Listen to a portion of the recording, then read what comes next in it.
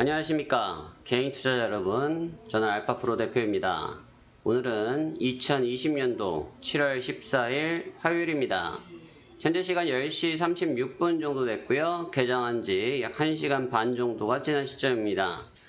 오늘 우리나라 지수는 다시금 좀 2175포인트, 전일 대비해서 약 0.5% 정도 조정을 좀 받고 있는 모습을 나타내고 있는데요.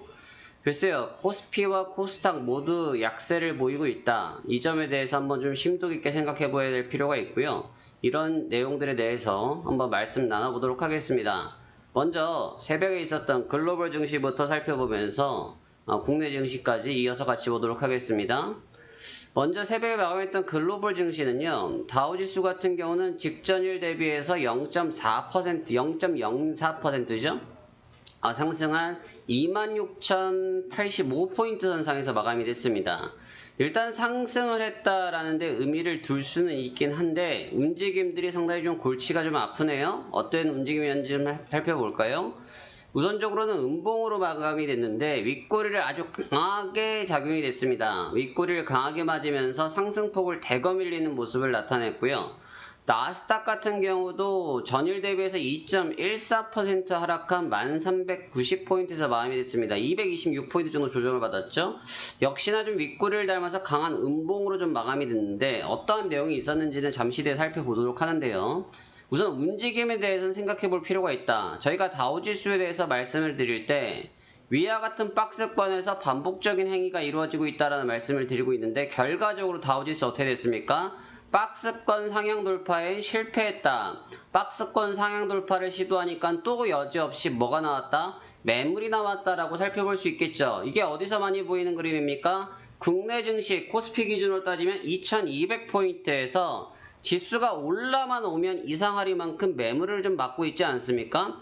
그와 마찬가지 현상이라는 거죠. 결과적으로 위쪽으로 반등을 하게 되면 매물이 나오고 있다라는 점으로 이해를 하셔야 되는데 이러한 점들은 시장이 트렌드적으로 지금 강한 모습을 가지고 있는 것처럼 보여지지만 실질적으로는 강하지 아니하다. 무슨 말이냐? 시장이 상승에 대한 기대치를 갖고 있지만 반대로 경계심이 강한 구간인데 그런 이유가 왜 그렇겠습니까? 6월달, 그리고 지금 오늘이 7월 14일, 거의 7월 중순을 다루고 있는데요. 한 달 반 정도의 시간 동안 박스권 구간에서 갇혀있다 보니까 지수가 큰 트렌드를 만들어내지 못해서 그렇죠. 그렇기 때문에 박스권 매매가 주로 이루어지는 시점에서 위로 반등이 나오면 매물이 출회되는 현상이 나타나고 있다라고 이해하시면 좋을 것 같고요. 나스닥은 상대적으로 강하게 계속 지금 치고 오르는 이런 모습을 많이 보였습니다. 최근에 테슬라 관련돼서 계속 주가의 움직임들을 계속 주도하는 모습이었는데 오늘 새벽에는 나스닥은 결국엔 테슬라 때문에 주가가 좀 밀렸습니다. 자세한 내용은 잠시 뒤에 보도록 할 텐데요. 이 강한 음봉이 떨어졌다. 고점을 갱신하고 있는 상태에서 아주 강한 음봉이 떨어졌다는 점은 사실 그렇게 반가운 소식은 아닙니다. 상위 증시도 최근에 굉장히 좋은 모습을 보이면서 추세적으로 강한 모습을 보이고 있지만 여전히 좀 흐름이 나스닥과 마찬가지죠. 강한 흐름으로 계속 가기보다는 좀 멈춰있는 정체 현상을 보이기 시작했고요. 일본도 다우지수와 국내 증시와 크게 다름없는 박스권 상태를 보이고 있는 상태.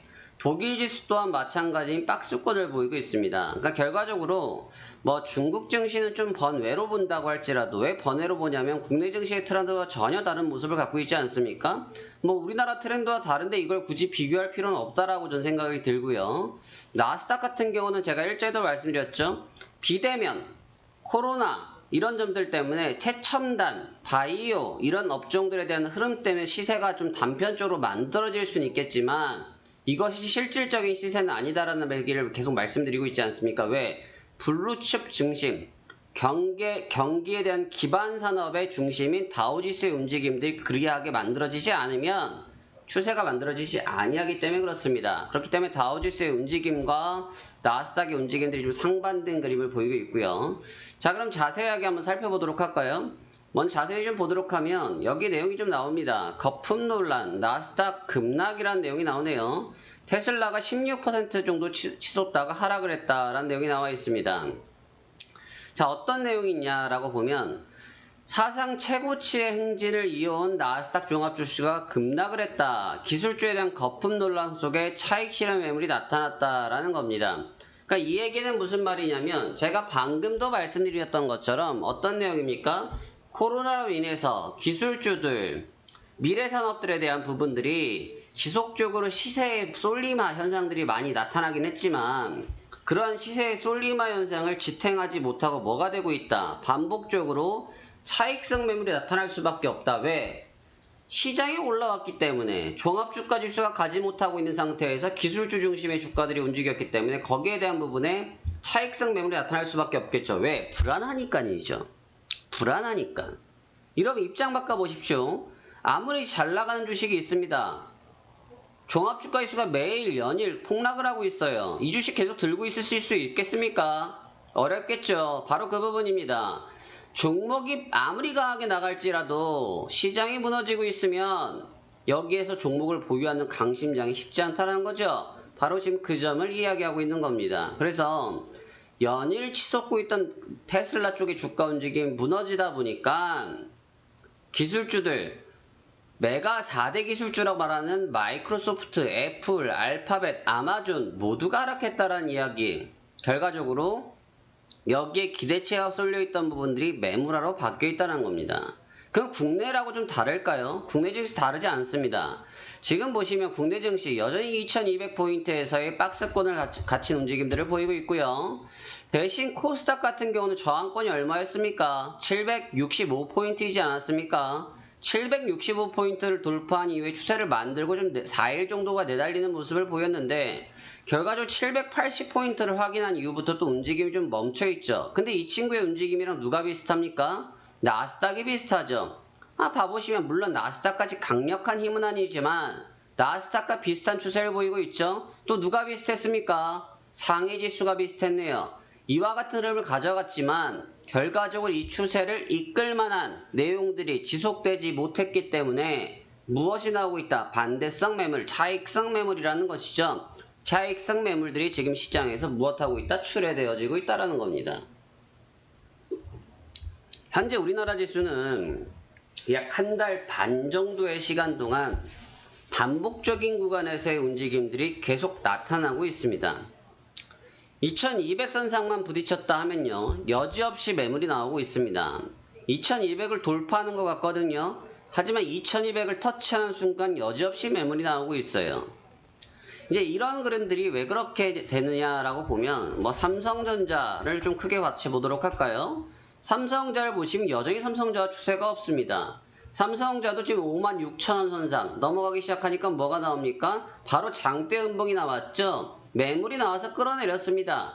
그러니까 결국은 뭐냐면 코스피 2200포인트를 갈 때 삼성전자가 56,000원을 같이 치고 갔거든요. 하지만 이 자리에서 삼성전자도 가 이상 추세를 만들어내지 못했고 얘가 만들어내지 못하니까 종합주가지수가 무너진 겁니다. 또 누구 있습니까? SK하이닉스가 있네요. SK하이닉스는 좀 어떤데요? 더 여지없이 무너지고 있죠. 더 여지없이 무너지고 있습니다. 오히려 밴드 하단이 깨지고 있어요. 이게 과연 좋은 흐름입니까? 아니죠. 지금 최근에 강풍이 좀 일어났다가 좀 강풍이 좀 가라앉고 있는데 SK바이오품 봐보십시오. 아무리 매물이 보호해주가 걸려있다고 할지라도 매물이 묶여 있습니다. 매물이 조금씩 소화되고 있어요. 어렵다라는 거죠. 그러니까 지금 실질적으로 증시를 이끌 만한 종목의 사이클의 움직임들이 없다라는 겁니다. 지금 간신 종목 봐보실까요? 지금 간신 종목 살펴본다고 하면 하이닉스, 삼성 SDI, 삼성전기, 현대차, 기아차, LG화학, 포스코 대다수의 주요한 종목군들이 힘을 받지 못하고 있습니다. 간간히 특징적인 종목군들이 몇몇 움직이긴 합니다. 지금 녹십자셀 홀딩스 우선주, 신일제약, 필로시스, 소마젠 이런 종목이 간간히 좀 움직이곤 있단 말이죠. 근데 이 종목들은 신규 상장주예요. 이틀 동안 상한가 가고 만 겁니다. 다시 말하면 거래량도 봐보십시오. 300만 주가 좀 넘습니다. 이런 종목군들에서 승부가 나지 않고 이런 종목군들이 뭘 못해요? 증시를 끌어올리지를 못해요. 제가 예전에 무슨 종목 설명해 드렸죠? 삼성중공업 우선주 설명드렸습니다. 어떻게 된다 말씀드렸습니까? 계속 못 간다라고 말씀드렸죠.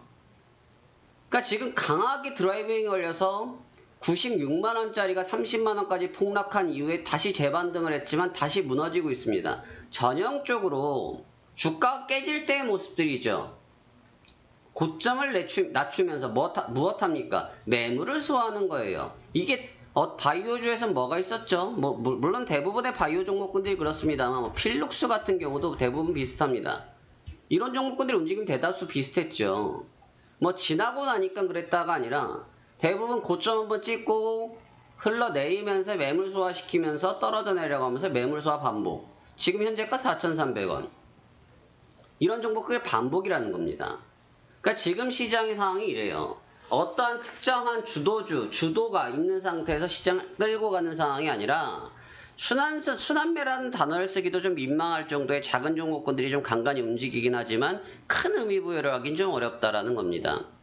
지금 녹십자홀딩스 우선주 같은 경우들이 좀 반짝반짝 움직이고는 있습니다만 이런 종목도 마찬가지죠. 이미 한번 시세된 자리에 고점 돌파하지 못하고 있어요. 거래량 봐보십시오. 65주입니다. 뭔 의미가 있습니까? 의미가 없다라는 겁니다. 의미가 없다는 거예요. 점상인 같다. 의미가 없어요. 그러니까 지금 이러한 상황들에서 보자면 결국 시장을 강하게 끌고 갈 만한 모멘텀이 부족하다라고 기결됩니다. 그럼 지금 자리는 어떻게 해야 되겠습니까? 저희가 계속 말씀드리는 것처럼 시장이 아직까지 방향성을 잡지 못했다. 언제부터 말씀드렸죠? 6월 달부터 말씀을 드렸습니다. 아직 잡지 못했습니다. 아직 방향성을 인지하지 못했어요. 조금 더 시간이 필요로 하겠죠. 그다음에 지금 구간은 공격적인 트레이딩을 하기 위해서 시도를 할 구간이 아니라 현재 구간에서 시장이 명확한 방향성을 잡을 때까지 무엇이 필요하다? 인내가 필요하다라는 겁니다. 조금 더 인내를 가진 상태에서 여러분들께서 기다리는 전략이 필요하다라는 생각이 좀 들고요. 이런 구간은 오히려 저희 알파프로와 같은 프로그램들이 상당히 좀 효과적이다. 저희 알파프로는 인터넷 웹 주소 www.alphapro.com을 치고 들어오시면 됩니다. 이런 알파프로와 같은 종목군들은 오히려 이런 구간에서 종목군들을 사실 저희도 어떤 종목이 지금 올라갈 거다라고 단정지어 말하기가 굉장히 어려워요.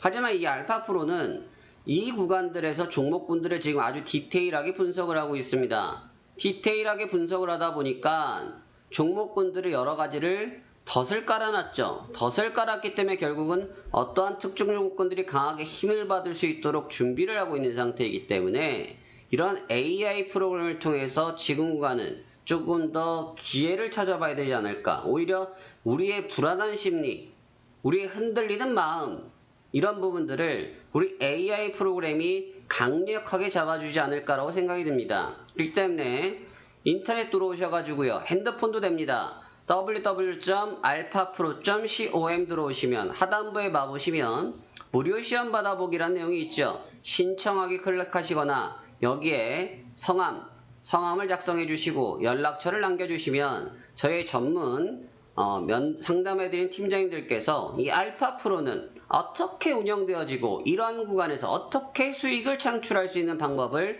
제시하는지를 설명드리는 부분이기 때문에 필요로 하신 분들께서는 언제든지 저희 알파프로를 통해서 도움 많이 받으시길 바라겠습니다.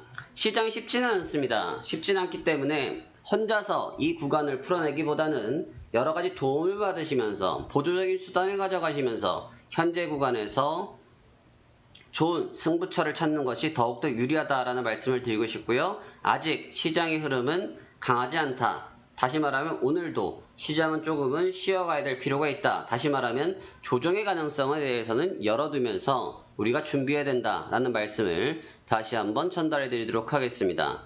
자, 그러면 오늘도 남은 시간 성공 투자하시길 바라며 오늘 여기까지 말씀드리도록 하겠습니다. 감사합니다. 알파프로였습니다.